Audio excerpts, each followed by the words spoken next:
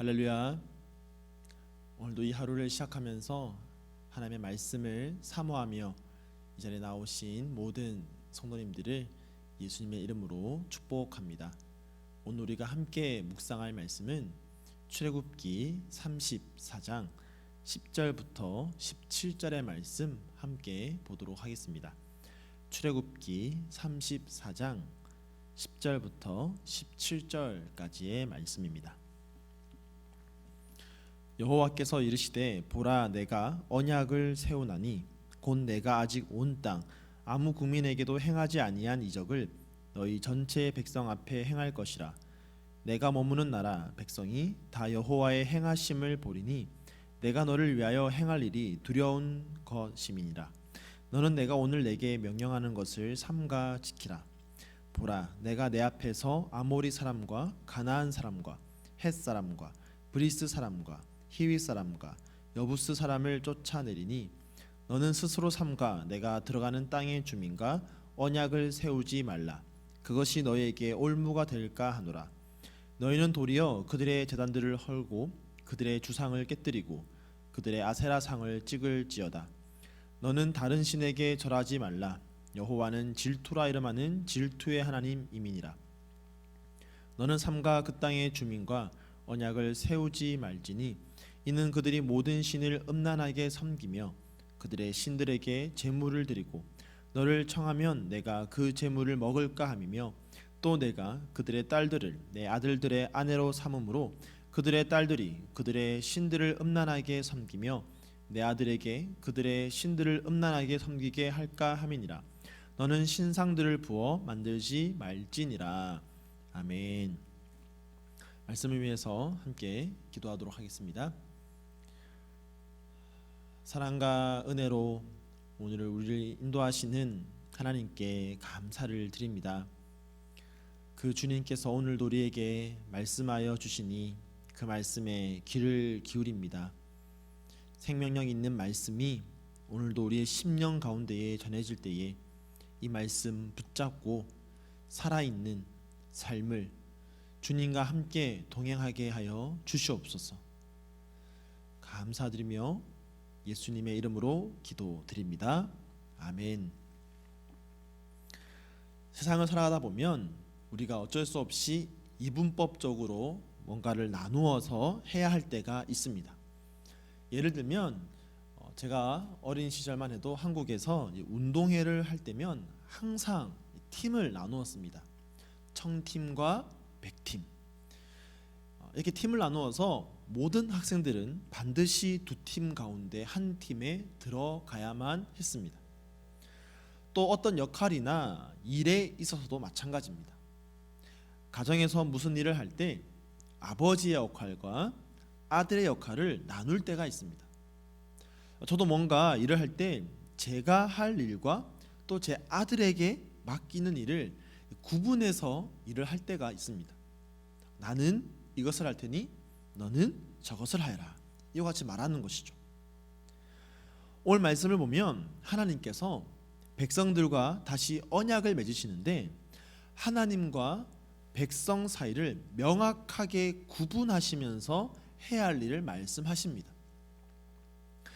하나님이 하시는 일이 있고 하나님의 백성된 이스라엘 백성들이 해야 할 일이 있다라는 것입니다. 우리가 그래서 10절부터 17절까지를 읽으면서 이 주어 나로 지칭하는 하나님과 또 너로 지칭하는 이스라엘 백성들을 구분해서 각자가 해야 할 일을 중심으로 오늘 한번 읽어보기를 바랍니다.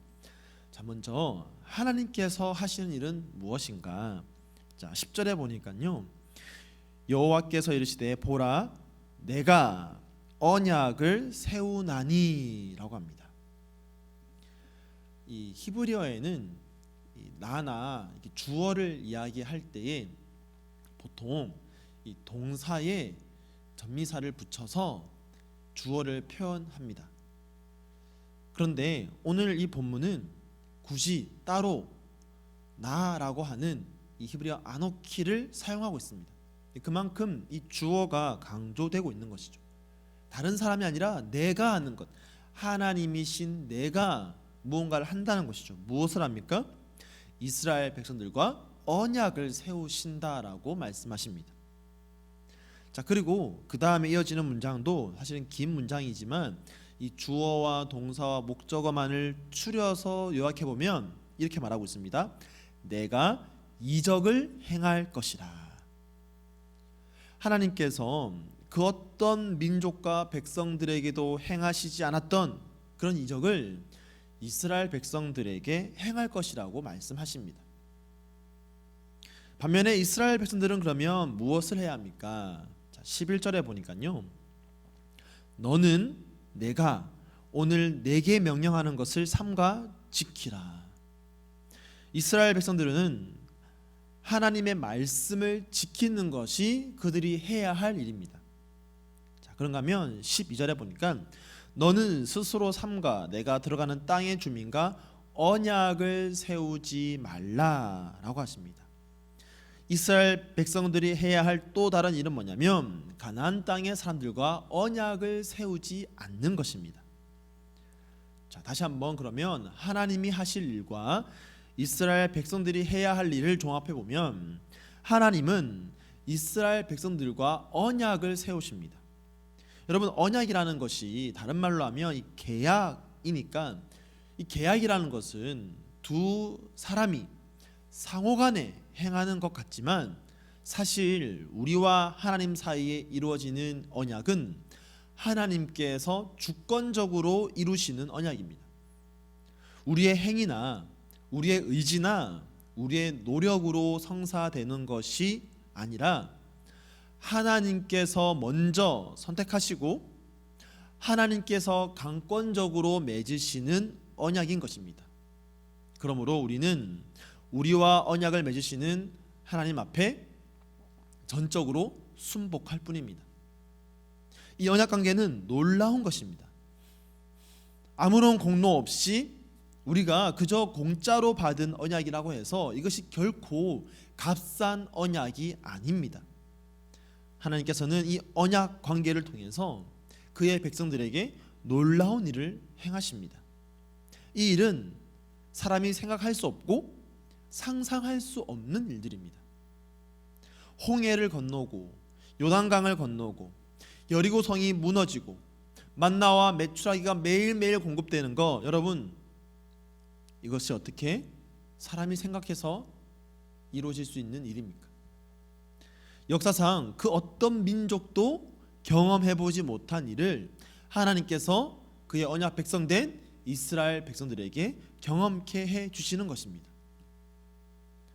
물론 그렇다고 해서 오해하지 말 것은 언약 백성들에게는 언제나 이렇게 극적인 일들만 일어나는 것은 아닙니다. 때로는 어렵고 힘든 일을 겪기도 합니다. 하지만 그 모든 일들 또한 우리가 미처 알지 못할 뿐이지, 우리가 미처 깨닫지 못할 뿐이지 하나님의 놀라운 섭리 안에서 이루어지고 있는 일들입니다. 하나님은 그 일들을 통해서도 우리에게 가장 선한 길을 열어주고 계신 것입니다. 그러므로 우리가 해야 할 것은 하나님 앞에 순종하는 것입니다. 하나님의 말씀에 순종하는 것입니다.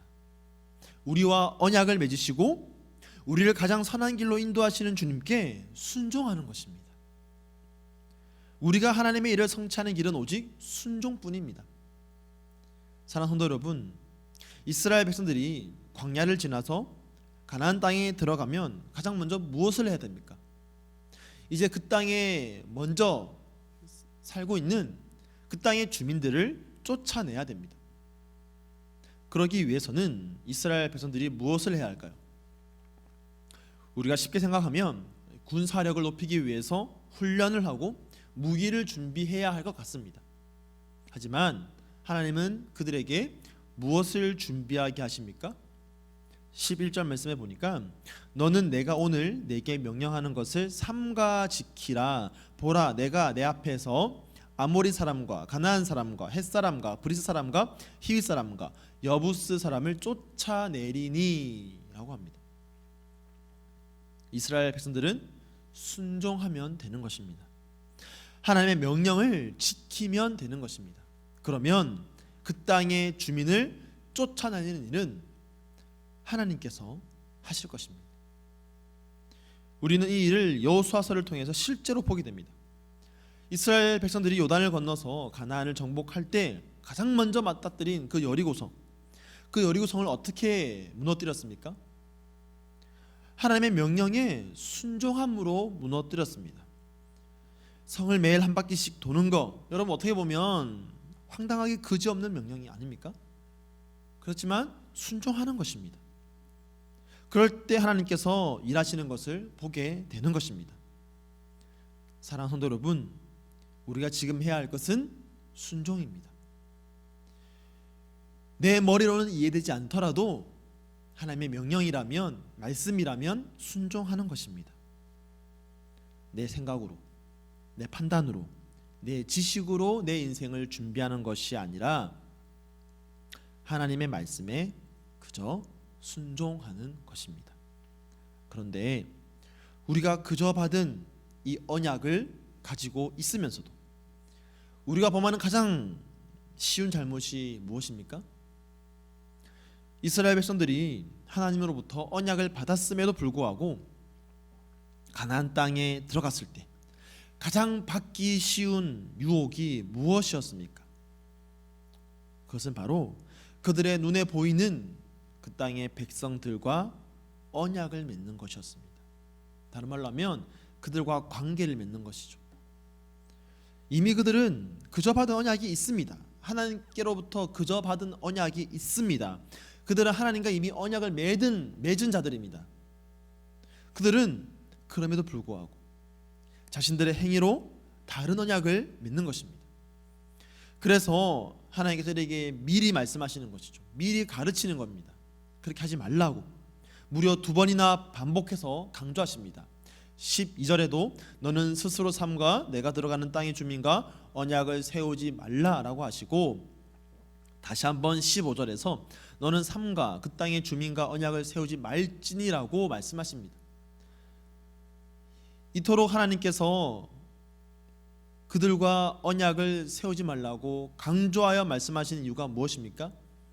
12절 하반절을 보니까 그것이 너희에게 올무가 될까 하노라 합니다. 그들을 쫓아내는 일은 하나님께서 하십니다. 그들을 통해서, 물론 이스라엘 백성들을 통해서 하시지만 결국 그 일을 이루시는 분은 하나님이십니다. 그런데 쫓아내야 할 자들이 올무가 되면 어떻게 됩니까? 쫓아낼 수가 없는 것이죠. 우리가 흔히 이야기할 때 이런 말을 할 때가 있습니다. 도움은 되지 못할 망정 방해는 되지 말라. 여러분, 미약한 우리가 하나님이 이루시는 일에 과연 어떤 도움이 되겠습니까? 우리가 아무리 큰 일을 한다고 하더라도 천지를 창조하신 만왕의 왕 되신 하나님께 사실 도움이 될까요? 하나님이 과연 그런 도움을 필요로 하시겠습니까? 하나님은 그 어떤 누구의 도움이나 영향 없이 일하시는 분입니다. 우리가 잘 아는 웨스트민스터 신앙고백 제3항을 보면 이렇게 말하고 있습니다. 하나님은 영원 전에 그 자신의 가장 지혜롭고 거룩한 의도에 따라 자유롭게 그리고 불변하게 앞으로 일어날 모든 것을 정하셨다. 하나님 스스로 가장 지혜롭게 모든 일을 정하시고 이루시고 성취하십니다. 그러므로 우리가 할 일은 그저 순종하며 따라가는 것입니다. 그럴 때 우리는 하나님이 이루시는 일의 통로가 되는 것입니다. 반면에 하나님이 우리와 언약을 세우셨는데 우리가 세상의 것들에 눈이 멀어서 세상과 언약을 맺는다면 되려 우리가 하나님의 일에 방해가 되는 것입니다. 사랑하는 성도 여러분, 오늘 저와 여러분이 해야 할 일은 순종임을 기억하시기 바랍니다. 우리가 해야 할 일은 세상과 언약을 맺지 않는 것입니다. 그럴 때 하나님께서 우리를 위해 행하신 일, 언약을 맺으시고 그 언약 속에서 보여주실 놀라운 일들을 경험하게 될 것입니다. 사랑하는 성도 여러분, 오늘도 주님께 전적으로 순종하면서 하나님의 일을 경험하시고 하나님의 일들을 성취하는 통로로서의 삶을 살아갈 수 있는 저와 여러분 되기를 예수님의 이름으로 간절히 축복하며 축원드립니다. 아멘. 오늘 말씀을 기억하면서 함께 기도하겠습니다. 하나님, 오늘도 주님 앞에 순종하며 걸어가게 하여 주시옵소서. 세상과 언약 맺지 않고 이미 하나님이 나와 맺으신 그 언약 붙잡고 언약 백성답게 살아가게 하여 주시옵소서. 기도하시고요. 오늘은 화요일입니다. 우리 사랑하는 환우분들을 위해서 함께 기도할 때에 우리 오랜 시간 병상에 계신 우리 환우분들, 또 최근에 몸이 아프거나 불편하여서 병중에 있는 우리 환우분들을 생각하면서 온전한 회복을 위해서 함께 중보하며 기도하겠습니다. 또한 우리 바울 청장년부를 위해서 함께 기도할 때 젊은 부부 공동체가 정말 이 땅 가운데에 바른 신앙을 가진, 바른 믿음을 가진, 올바른 순종을 행하는 가정을 세워나갈 수 있도록 해달라고 우리 시간 합심으로 함께 기도하도록 하겠습니다. 함께 기도하겠습니다.